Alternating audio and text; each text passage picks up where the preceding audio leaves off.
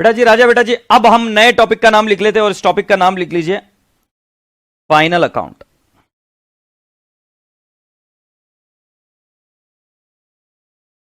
लिख लीजिए, important topic है,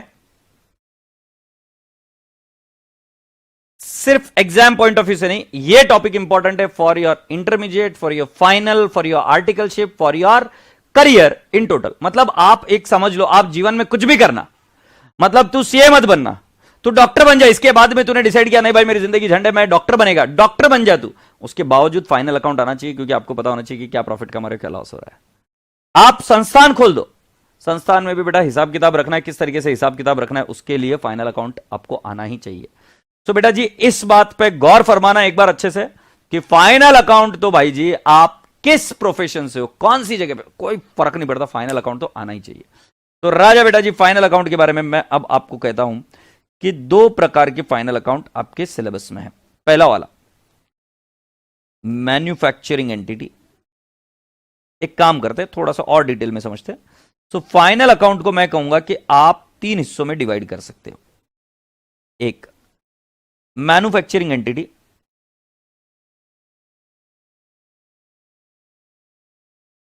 मैन्युफैक्चरिंग एंटिटी, ट्रेडिंग एंटिटी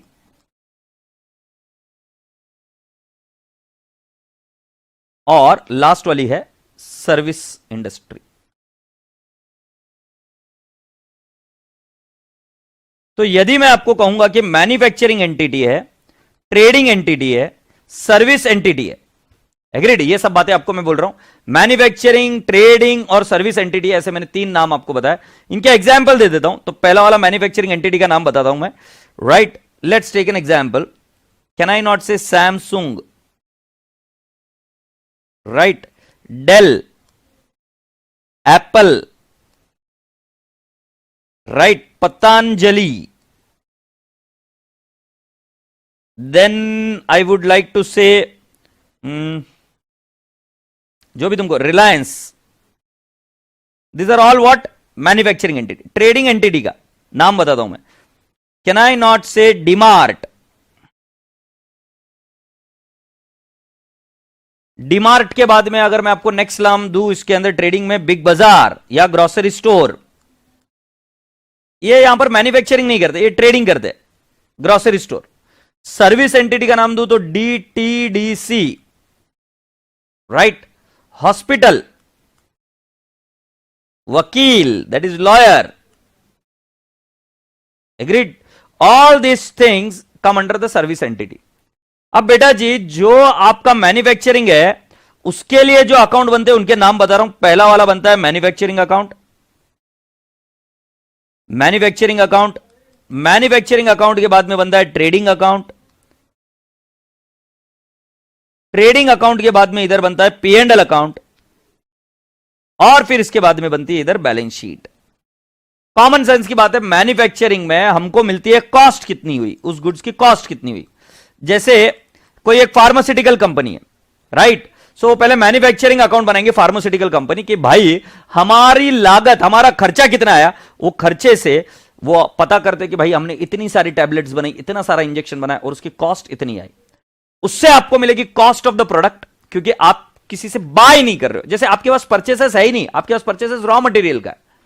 अभी तक आप क्या कर रहे थे बचपन से? ट्रेडिंग अकाउंट था, बिंदास, परचेसेस ले सेल कर। अबे परचेसेस क्या कर रहा है? फिनिश गुड्स का परचेसेस कर रहा है, इसलिए सेल कर पा रहा है। बट अगर बनाकर बेच रहा है तो क्या करेगा, राइट? अब तू देख ले, मटका बना रहा है तो मटके के लिए तुझे लगती है मिट्टी, अब वो मिट्टी, पेंट, राइट, वो सारी चीजें, या फिर उसको हीट करना पड़ता है, वो सारा जो खर्चा है उसको परचेसेस नहीं बोल सकता, उससे तुम मैन्युफैक्चरिंग कॉस्ट निकालेगा और मैन्युफैक्चरिंग कॉस्ट को डालेगा ट्रेडिंग अकाउंट में, और ट्रेडिंग अकाउंट से निकलेगा जीपी या जीएल, ग्रॉस लॉस, और यहां पर निकलेगा एनपी या एनएल, और वो डालेंगे हम कैपिटल में और बैलेंस शीट होगी टैली। ये बात हुई मैन्युफैक्चरिंग के लिए। बट अगर मैं आपसे बात करूं कि कोई ट्रेडिंग है, सो ट्रेडिंग वाला सिर्फ बनाता है ट्रेडिंग अकाउंट, राइट? और फिर उसके बाद में वो बनाता है पी एंड एल अकाउंट, और फिर वो बनाता है बैलेंस शीट, एग्रीड? ये किस केस की बात कर रहा हूं मैं? ट्रेडिंग वालों की। अगर सर्विस एंटिटी वाला बोलता है तेरी की, अपन तो directly P and L account बनाता है भाई साहब, क्योंकि अपने यहां पर कोई ट्रेडिंग होता ही नहीं है, राइट? कुछ ट्रेडिंग है ही नहीं। कोई आर्किटेक्ट है, क्या ट्रेडिंग करेगा? एक लॉयर है, क्या ट्रेडिंग करेगा? वो तो सर्विसेज दे रहा है, एक डॉक्टर है क्या ट्रेडिंग करेगा, और वो वहां पर पी एंड एल अकाउंट के बाद में बना देता है बैलेंस शीट। तो बेटा जी आपको एक चीज के बारे में पता होना चाहिए बहुत अच्छे से, सही से, कि बेटा जी इस प्रकार के 3 तरीके से फाइनल अकाउंट बनते हैं। एग्रीड? जब ये आपको बात समझ में आ गई, so then we are expected to go ahead and understand what all is there in manufacturing account. So पहला वाला मैं बता रहा हूं, मैन्युफैक्चरिंग को विजुअलाइज करो। ये फैक्ट्री है, राइट? इस फैक्ट्री में लोग काम कर रहे हैं, टना टना गाना चल रहा है, दम लगा के हाइशा, इधर काम चल रहा है, इधर कुछ एक मशीन है ऐसी, मेरी ड्राइंग तुम्हें मालूम है ना कैसी है, इधर कुछ एक मशीन है, राइट? इधर से कुछ तो गिर रहा है इस मशीन से, राइट? ये लोग काम कर रहे हैं उधर, बाप रे बाप, ये सब काम चल रहा है, फैक्ट्री में चल रहा है काम। फैक्ट्री से काम होने के बाद में ये माल पहुंचा इधर, ओहो, ये माल पहुंचा इधर ऐसे, ये माल पहुंचा इधर, ये माल हो रहा है सेल, इस माल को क्या कर रहे हैं हम, सेल कर रहे हैं यहां से, ठीक है? फिर उसके बाद में नेक्स्ट हायर इधर एक प्यारा सा ऑफिस है, टीम बेस्ड ऑफिस बनाया गया, एकदम ऑफिस है। ऑफिस में काम चल रहा है किसका? तो सुनते, अकाउंटिंग हो रही है इधर, इधर अकाउंटिंग हो रही है, राइट? इधर ऑडिट हो रहा है, इधर एसी है, इधर इलेक्ट्रिसिटी जनरेट हो रही है, इलेक्ट्रिसिटी लग रही है, कर रही है, राइट? ये तुम्हारा ऑफिस है वगैरह वगैरह। अब मैं आप सभी लोगों से पूछना चाहता हूं, आप मुझे बताइएगा जरा सोच समझ के, कि आपको फैक्ट्री में क्या क्या दिख रहा है। मैं आपको बता दूं ये फैक्ट्री किसकी है। सो ये फैक्ट्री है, और प्लीज गोबर गोबर मत करना, मैं थप्पड़ थप्पड़ लगाऊंगा। तुमको फैक्ट्री में क्या क्या दिख रहा है मैं बता रहा हूं, ये कार की फैक्ट्री है, कार। सो कार की फैक्ट्री में तुम्हें क्या क्या दिख रहा है मुझे बताइए, मैं इंतजार करूंगा आपके आंसर का। जब तक आंसर नहीं आ जाता तब तक आगे नहीं जाऊंगा। तब तक मेरे रसगुल्ले बच्चों, जो जो व्यक्ति पेन ड्राइव में मुझे देख रहा है, प्लीज आप भी लिखिए कि कार की फैक्ट्री में आपको क्या क्या दिख रहा है। सर मैं तो कभी फैक्ट्री में गया ही नहीं कार की। अबे तू इसकी फैक्ट्री में गया है क्या, जहां पर ये बनती है ब्रेड? तो ब्रेड की फैक्ट्री में क्या दिखता है वो देख। तू जिस फैक्ट्री में गया होगा उस फैक्ट्री में क्या दिख रहा है वो लिख। फैक्ट्री में जा, मैंने बोला कि कार की फैक्ट्री में गए, बट जो जो बच्चे कार की फैक्ट्री में कहीं नहीं गए वो मुझे बताया कि वहां पर आपको क्या क्या देखने को मिलता है। आओगे जब तुम साजना,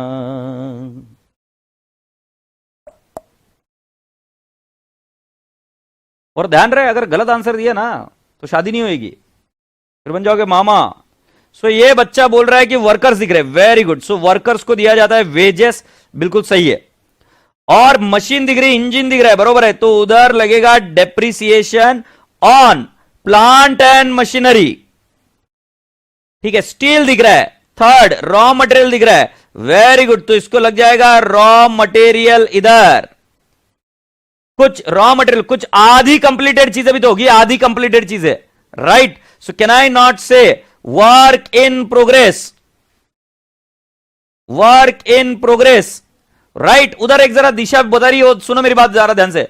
उधर एक पावर का पॉइंट है, उधर हाथ लगाओ, उधर हाथ लगाओ, हाँ लगाओ लगाओ, करंट लग गया, करंट लग गया, करंट लग गया। ये क्या है? पावर। कुछ नहीं हो, कुछ नहीं बाबा। पावर पावर पावर लगता है कि नहीं लगता है? करंट, इससे काम चल रहा है पूरा।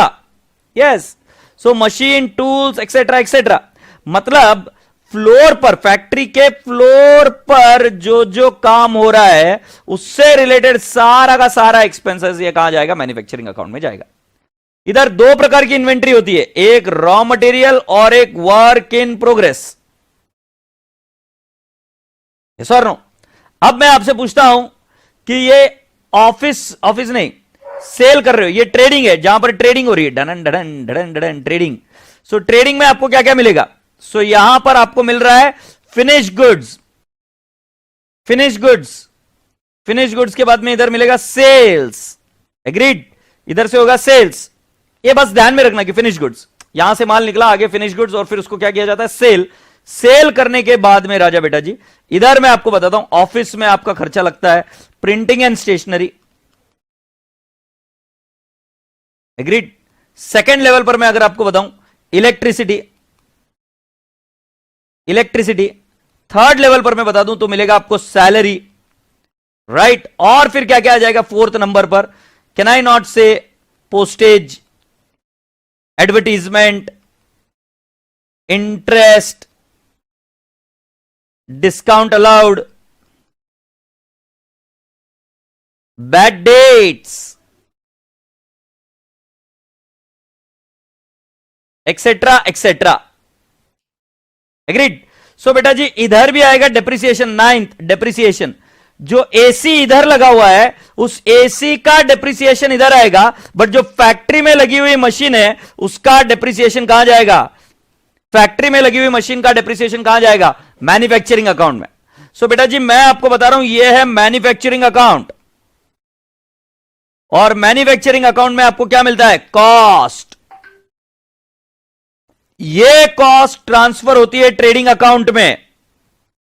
ओके, इधर ये ऐड हो गई कॉस्ट, और इधर से निकलता है आपका जीपी या जीएल, और ये जीपी और जीएल जाता है पी एंड एल अकाउंट में, और यहां से मिलता है आपको नेट प्रॉफिट या नेट लॉस, और ये जाता है बैलेंस शीट में. आशा करता हूं कि आपको समझ में आया बेटा जी कि manufacturing account will show you what cost, it will not show profit और लॉस.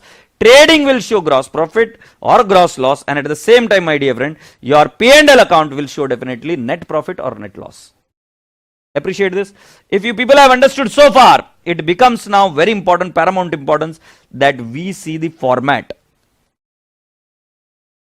of manufacturing account. क्योंकि बाकी की सब चीजें बाद में, तो पहले हम मैन्युफैक्चरिंग अकाउंट का फॉर्मेट सीखेंगे, और एक बार मैन्युफैक्चरिंग अकाउंट का फॉर्मेट सीख गए उसके बाद में मैं आपको एक होमवर्क दूंगा. उस होमवर्क के तहत आपको यह फॉर्मेट लिख कर लाना है. लेटेस्ट काम करते हैं.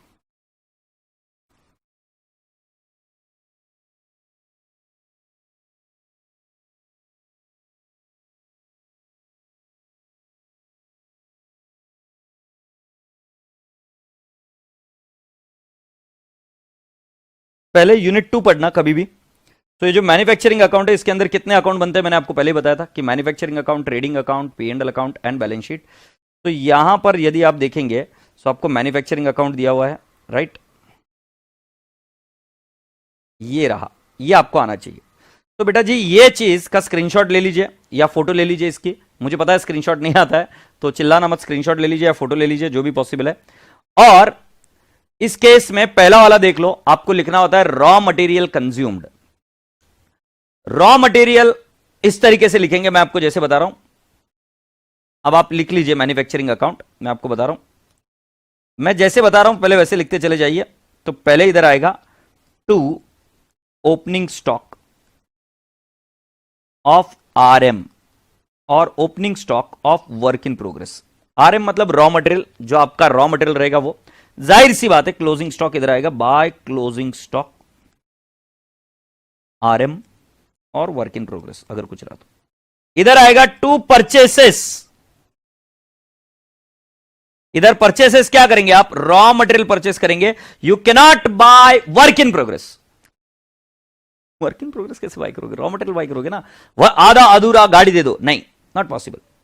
फिर इधर आएगा टू रॉयल्टी. To royalty. अब रॉयल्टी किसके लिए? फॉर एग्जाम्पल कि आप कोई गाड़ी बना रहे हो, जगवार लैंड रोवर से आपने कोई टेक्नोलॉजी ली है, तो उसके लिए आपको उनको देनी पड़ेगी royalty. To power, to power, to wages, to power account, to wages account. Agreed. जो कोई भी खर्चा आपका फैक्ट्री प्रीमाइसेस के लिए लगता है वो सारी चीज आ जाएगी. To depreciation on plant and machinery. ध्यान रहे ये फैक्ट्री में यूज होने वाली प्लांट एंड मशीनरी चाहिए, तो इसका डेप्रिसिएशन इधर आ जाएगा, कॉस्ट है. To carriage inward, carriage inward. Agreed. मतलब रॉ मटेरियल को लेके आने के लिए जो खर्चा लगेगा वो इधर. मैन्युफैक्चरिंग करते हैं तब क्या होता है, कई बार स्क्रैप जनरेट होता है, राइट. तो स्क्रैप जनरेट होता है तो स्क्रैप को हम सेल करते हैं. सो कैन आई नॉट से बाय सेल ऑफ स्क्रैप. ध्यान रहे इधर माल नहीं बिकता, माल बिकता है नीचे ट्रेडिंग अकाउंट में, ये सेल ऑफ स्क्रैप. और राजा बेटा जी इधर आएगा by cost of goods manufactured. Cost of goods manufactured, ये इधर कॉस्ट ऑफ गुड्स मैन्युफैक्चर्ड आ जाएगा बैलेंसिंग फिगर. और हमेशा ये बैलेंसिंग फिगर क्रेडिट में ही आएगा, it can not be on the debit side. तो कॉस्ट ऑफ गुड्स मैन्युफैक्चर्ड. तो जरा एक बार देखिए इसके अंदर आपको चीजें समझ में आ रही है. तो to raw material, opening inventory, purchases less closing inventory क्यों किया मैं आपको समझाता हूं। फिर direct wages, direct expenses, prime cost को भूल जाओ, फैक्ट्री ओवरहेड्स में उन्होंने बताया royalty, hire charges, right, repairs and maintenance, अगर फैक्ट्री से रिलेटेड कोई भी रिपेयर्स एंड मेंटेनेंस है तो वो, और फिर डेप्रिसिएशन, फैक्ट्री कॉस्ट आया, राइट, ओपनिंग डब्ल्यूआईपी जो मैंने ऊपर ले लिया था, और by product at net realisable value जो मैंने बताया ना, स्क्रैप, स्क्रैप को आप यहां पर क्या लिखोगे, net realisable value selling price पर, क्लोजिंग वर्क इन प्रोग्रेस, और बेटा जी ट्रेडिंग अकाउंट में जाएगा कॉस्ट ऑफ प्रोडक्शन। अब बेटा जी पूरी बात ध्यान से सुनिए, ये ट्रेडिंग अकाउंट में जाएगा, ये मैंने सिंपल भाषा में आपको बताया। अब बेटा यहां पर ये जो क्लोजिंग स्टॉक है ना इधर रॉ मटेरियल का, ये क्रेडिट में लिखने की जगह पे मैं डेबिट में भी तो लिख सकता हूं, बट डेबिट में अगर लिखना होगा तो मुझे क्या करना होगा, माइनस। तो उसी को वो बोलते हैं आरएम कंज्यूम्ड। आरएम कंज्यूम्ड का फॉर्मूला क्या है, जैसे मान लो तुम्हारे पास 5 लड्डू थे, तुमने 10 लड्डू और परचेस किए और उसमें से 6 लड्डू बच गए, तो ऐसा कैसा 6 लड्डू बच गया, तो जाहिर सी बात है 5 और 10 15, 15 में से 6 बचे हुए तो 9 तुम खा गए, 9 इज कंज्यूम्ड, बराबर है ना। इसी को बोलेंगे ओपनिंग स्टॉक, इसको बोलेंगे परचेसेस, इसको बोलेंगे क्लोजिंग स्टॉक।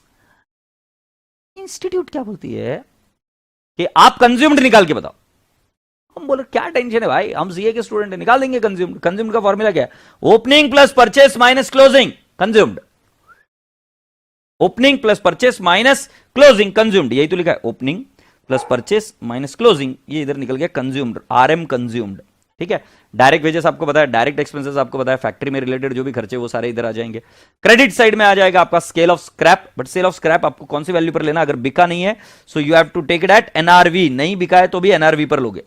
सेलिंग प्राइस क्या है, स्क्रैप का, स्क्रैप का बोलो, बाय प्रोडक्ट का बोलो, राइट। जैसे गाय देती है दूध, दूध के बाद में बच गया उसका शेण, राइट, तो शेण का क्या लेने का, एनआरवी। और उसके बाद में आपका closing work in progress, right, जो हमने ऑलरेडी बता दिया था, और फिर वो सॉल्व हो जाएगा। जल्दी से बताओ इसमें कोई दिक्कत है क्या, कोई एतराज है क्या। मैन्युफैक्चरिंग अकाउंट अभी आपके जबान पर होना चाहिए इस एग्जाम में या आने वाले एग्जाम में, मैं इसको एक्सपेक्ट कर रहा हूं कि इस पर शायद क्वेश्चन आए, क्वेश्चन आए ना आए, बट आपको मैन्युफैक्चरिंग अकाउंट आनी चाहिए।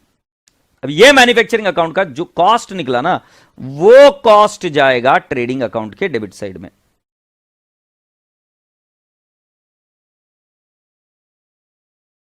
ये देखो इधर मैन्युफैक्चरिंग अकाउंट बना है, फिर उसका ट्रेडिंग अकाउंट में दिख रहा है क्या, ये इधर मैन्युफैक्चरिंग अकाउंट का क्या निकला, कॉस्ट। ये कॉस्ट कहां जाता है, ट्रेडिंग अकाउंट के डेबिट साइड में जाता है, देख लो इधर 1,19,000। सो मैन्युफैक्चरिंग से निकला कॉस्ट और वो कहां जाएगा, ट्रेडिंग अकाउंट के डेबिट साइड में। अब बेटा जी मैं अज्यूम करके चलता हूं कि आपको ट्रेडिंग और पी एंड एल अकाउंट आपने इसके पहले सुना होगा और ये रिवीजन बैच है, तो मैं आप सभी लोगों को डायरेक्टली अभी होमवर्क दे रहा हूं, और वो कौन से लेवल का होमवर्क है। सो मैं आपको बता रहा हूं पहले मैन्युफैक्चरिंग अकाउंट पढ़ने का, राइट। अनफॉर्चुनेटली पहले नॉन मैन्युफैक्चरिंग पढ़ते बच्चे, बट पहले मैन्युफैक्चरिंग पढ़ने का, और उसके अंदर आपको मैं बता रहा हूं ये ट्रेडिंग अकाउंट का फॉर्मेट है। मैन्युफैक्चरिंग अकाउंट का फॉर्मेट मैंने आपको बताया, ट्रेडिंग अकाउंट का फॉर्मेट है, राइट। ये सब चीजें आपको आनी चाहिए, ट्रेडिंग अकाउंट का फॉर्मेट। तुम मुझे पूछोगे कि सर इधर तो कॉस्ट ऑफ प्रोडक्शन नहीं लिख रहे, क्योंकि ये कौन सी एंटिटी की बात कर रहे हैं, डीमार्ट की बात कर रहे हैं। मेजॉरिटी क्वेश्चन इसी तरीके से आता है। सो डीमार्ट कभी भी रॉ मटेरियल नहीं बाय करता, वो डायरेक्टली फिनिश गुड्स बाय करता है, इसीलिए वहां पर डायरेक्टली आप ये देखिए कैसे वर्कआउट होता है। तो ये तो हो गया मैन्युफैक्चरिंग अकाउंट। उसके बाद में ट्रेडिंग अकाउंट अगर बनता, सो ट्रेडिंग अकाउंट के अंदर क्या आ जाता, cost of manufacturing, manufacturing cost आ जाता ना।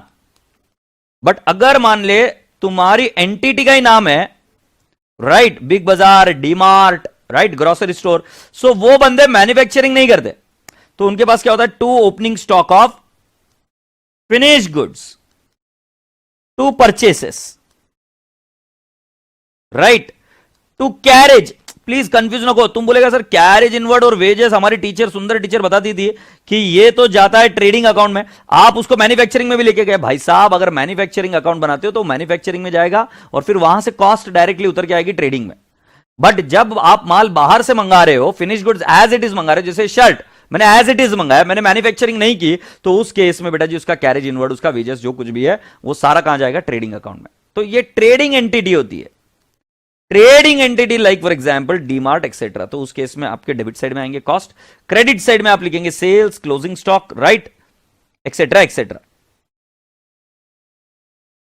तो राजा बेटा जी मैं आपको लिए चलता हूं इस जगह पे, तो मैं चाहूंगा कि आपको अब जो करना है वो ट्रेडिंग अकाउंट। तो कुछ बच्चों को एक कंफ्यूजन जरूर हो सकता है कि सर एक आइटम मैन्युफैक्चरिंग में भी आ रहा है और एक आइटम ट्रेडिंग में भी आ रहा है। ट्रेडिंग में तब आ रहा है जब ये ट्रेडिंग एंटिटी है सिर्फ, तो वेजेस ट्रेडिंग में जाएगा। बट मैन्युफैक्चरिंग अकाउंट बनाओ बोले तो मैन्युफैक्चरिंग में जाएगा वेजेस। मैन्युफैक्चरिंग अकाउंट बोला तो रॉयल्टी मैन्युफैक्चरिंग में जाएगा। Carriage inward will go in manufacturing account if they ask you to prepare what, manufacturing account. But अगर उन्होंने मैन्युफैक्चरिंग के बारे में नहीं बोला है तो आपका कैरेज इनवर्ड, आपका वेजेस, आपके सारे एक्सपेंसेस कहां जाएंगे बेटा जी? It will go into the trading account. I hope the point is clear. So trading account का फॉर्मेट आपको बनाना चाहिए, ठीक है। अब ट्रेडिंग अकाउंट के बाद में इसके नीचे आपको और एक आइटम दिया हुआ है जिसका नाम है पी एंड एल अकाउंट। आजा आजा आजा, डुडूम डुडूम डुडूम डुडूम, ये ट्रेडिंग ही करा रहे। हाँ, ये रहा P and L account. P and L account का रूल सिंपल है, जिसका कोई नहीं उसका पी एंड एल अकाउंट है। सारे other expenses P and L account के डेबिट साइड में, सारी इनकम पी एंड एल के क्रेडिट साइड में। ये दिख रहा है क्या? सारे एक्सपेंसेस डायरेक्ट और इनडायरेक्ट सारे डेबिट साइड में, और सारी इनकम राइट डायरेक्ट और indirect it will go into what? P and L account. Goods का सेल सिर्फ ट्रेडिंग अकाउंट में जाता है, बट बेटा जी गुड्स के अलावा किसी भी वस्तु को बेचो, किसी भी वस्तु पर होने वाला प्रॉफिट ये कहां जाएगा? P and L account. मतलब जिसके अंदर हम ट्रेड करते हैं ना वो जाएगा ट्रेडिंग अकाउंट में, बट जिसमें ट्रेडिंग ही नहीं करते, जैसे फॉर एग्जांपल मुझे रेंट मिला, मुझे इंटरेस्ट मिला, this will go where? In my P and L account. Discount received, it will go in my P and L account. So that's what I am talking about P and L account. और उसके नीचे यहां पर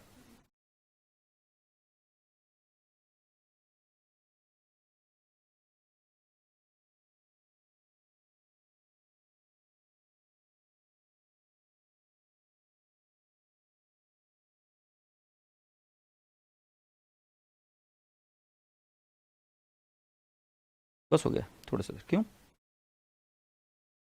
नहीं, 5 minute में हो जाएगा। उसके बाद में आपका बैलेंस शीट का फॉर्मेट है, and you have to complete the balance sheet format also completely thoroughly, और उसके बाद में हम आगे की चर्चा कर पाएंगे। सो बैलेंस शीट भी आपको लिख कर लाने का है। तो अब मेरी बात ध्यान से सुनिएगा, मैं आपसे जो क्वेश्चन पूछूंगा उसका आंसर मुझे तुरंत चाहिए। मैं पूछता हूं रावण क्यों हारा? रावण क्यों हारा? मतलब आप देखेंगे तो रावण शक्तिमान था, रावण के पास वर थे, सब चीजें थी, फिर भी रावण क्यों हारा?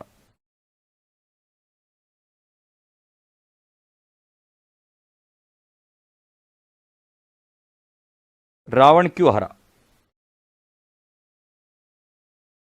तुमने बोला सीता को भगा के ले गए इसलिए, तो नहीं। फिर मैं तो आजकल देखता हूँ पॉलिटिकल फील्ड में कैसे कई सारे लोग हैं, अहंकार, ओके, और क्या, पॉलिटिकल लोग ऐसे कई सारे गलत काम करते हैं बट फिर भी जीतते रहते हैं। तो मैं इन चीज़ को मानता नहीं हूँ, क्योंकि मैं प्रैक्टिकल चीज़ देखकर बता रहा हूँ। You are absolutely right Piyush Goenka ji, it was over confidence, it was over confidence. Vibhishan ने धोखा देना ये इतना बड़ा प्रॉब्लम नहीं था, राइट, क्योंकि उनको जब पता चल गया कि विभीषण ये सब चीज़ें प्लान करने वाला है तो उतना बड़ा इशू नहीं था, वो उसको टैकल किया जा सकता था। बट जब आदमी के दिमाग में, जैसे मान लो मरने से अच्छा, हमारे लोगों को मारने से अच्छा, हमारे सिपाहियों को मारने से अच्छा तो हम ये करते थे कि हम गिव अप कर देते कि जब हमको पता ही था तो हारने वाले। बट ओवर कॉन्फिडेंस एक ऐसी चीज़ है ना कि जो लेकर डूबती है, और उससे बचाव कर ही नहीं सकते, क्योंकि इस केस में आपके दुश्मन आप खुद हो, कोई और नहीं, बाहर वाला व्यक्ति है ही नहीं। आपको पराजित करने वाला व्यक्ति आपके अंदर विराजमान होता है, और इसकी वजह से दिक्कत है। तो बोलने का तात्पर्य क्या है कि आपको, अब मैं बोल रहा हूं ये होमवर्क करके आना, और ट्रेडिंग पे and account, manufacturing account, right, और आज आप जल्दी भी थोड़ा सा छूट जाओगे, मैं बोल रहा हूं करके आना। बट कुछ बच्चे ऐसे रहेंगे फिर भी कि मुझे ये आता है, मेरा 11th-12th में हुआ है, मुझे तो ये इजी आता है। बट मैं आपको बता रहा हूँ मेरे एक्सपीरियंस से ये क्वेश्चन हमेशा आया है, 2 बार इस पर 20 मार्क के क्वेश्चन आए, तो मतलब आईसीआई इसको वेटेज बहुत ज़्यादा देती है। और यदि आप ओवर कॉन्फिडेंस में जा रहे हो तो सोच लो, आईसीआई जिसको 20 मार्क देती है वो चीज़ इंपॉर्टेंट है। और मैंने बताया कि आप 11th-12th में हो, कॉमर्स में हो, किस में भी हो, आपको ये वाला टॉपिक तो आना ही चाहिए। तो अगर ये वाला टॉपिक आना ही चाहिए, ऐसी बात है, तो बेटा जी इसके जो फॉर्मेट्स है वो आपके जबान पर होने चाहिए, क्योंकि कल जब मैं बात करूंगा तब उसमें संघर्ष है ना, ये आइटम किधर जाएगा, इधर जाएगा कि उधर जाएगा, ऐसा जाएगा कि उधर जाएगा, तो फिर बात खत्म हो जाएगी। तो ये वाला आइटम आपको आना ही चाहिए, और इसके लिए इसका फॉर्मेट सभी लोग नोटबुक में लिख कर लाएंगे। नहीं लिख के आओगे तो मेरी जिम्मेदारी नहीं है, मैं रिस्पॉन्सिबल नहीं हूँ, आप आपकी पराजय के लिए रिस्पॉन्सिबल रहेंगे। तो ध्यान रखना, पराजय करने वाला व्यक्ति वो रावण हमारे अंदर ही स्थित है, उस रावण को कभी अपने आप पर विजय मत पाने देना, आप पर विजय मत पाने देना, राइट। तो जब जब आपको ओवर कॉन्फिडेंस हो तब उसको बोलना कि भाई शांत हो जा। एक कार्डियोलॉजिस्ट, इतना ज़्यादा उसको आने के बावजूद भी उसके हाथ से पेशेंट्स मरते ही है, राइट। सभी लोगों को अपने अपने क्षेत्र में परफेक्ट होने के बावजूद भी वो गलतियां करते हैं, राइट। तो हमें ये विनम्रता से एग्री करना पड़ेगा, और अगर सर बोल रहे कि करके आ जाओ तो मैं करके आऊंगा। ये वाला विचार महान है, और इस विचार से आप एक काम करोगे, ठीक है। तो अब देखो प्रिया अग्रवाल वापस हो गई, एकदम से ही वो छोड़ चुकी है अपने लेवल को, और बोल रही कि सर जो एग्जाम में क्वेश्चन आया था वो सॉल्व कर सकते हो क्या। अरे छोरी, मैं तेरे को क्या बता रहा हूँ, वो बात पकड़ी नहीं। अभी हम कॉन्सेप्ट सीख कर जा रहे हैं, बट तुझे चाहिए कि वो क्वेश्चन ही चाहिए। इतना शॉर्टकट नहीं रहता है, कुछ चीज़ों के लिए प्रोसेस से जाना पड़ता है, दही जमाने के लिए उस प्रोसेस से जाना पड़ता है। तो जल्दबाजी करेगी तो मतलब नहीं है, और करना है तो 4-5 दिन बाद आना, डायरेक्टली लेक्चर में दिख जाएगा कैसे सॉल्व किया है। 4-5 दिन मतलब कल परसों आना, डायरेक्टली लेक्चर में दिख जाएगा। और अगर तुझे लगता है कि नहीं मैं उतना पेशेंस रख सकती हूँ, तो फिर मेरे पर भरोसा रख और आराम से कर, ठीक है। सो मेरे राजा बेटा जी, मेरे प्यार प्यारे रसगुल्ले, जल्दी से होमवर्क करके आना, राइट। और मुझे कल मिलोगे आप इसी समय। और अब टाइम एडजस्ट करना पड़ेगा, क्योंकि अब हमारा पूरा हो भी गया है, तुम्हारी ऐप भी सब ठीक हो गई है। सो अब टाइम एडजस्ट करना पड़ेगा, और वो हम जल्द करेंगे। इसके लिए प्यार से बाय बोलो अपने सर को, राइट। सो रसगुल्लो प्यार से bye, God bless you all, take care, lots of love, नमस्ते।